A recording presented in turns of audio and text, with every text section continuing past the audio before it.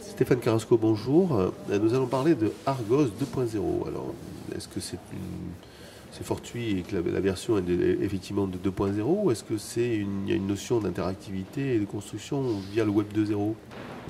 C'est un petit peu les deux.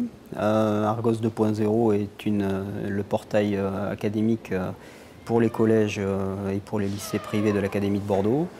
C'est un portail type ENT qui a évolué en septembre dernier vers une notion du Web 2.0, c'est-à-dire de l'interactivité avec un système de widgets, avec la personnalisation. Voilà.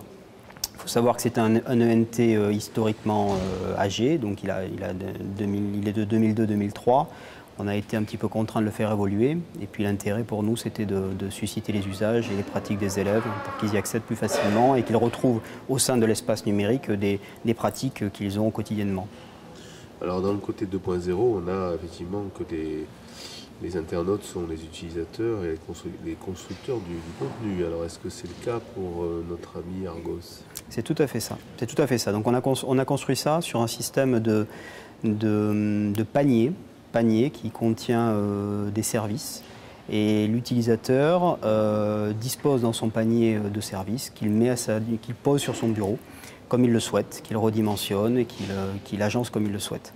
On a une ouverture aussi possible vers des services propres, c'est-à-dire que l'élève ou l'enseignant peut personnaliser ses services. On vient d'intégrer même sur le portail la notion de vidéo, de lien, de flux RSS. On s'approche d'une notion de type NetVibe ou de produits de ce type-là. Voilà.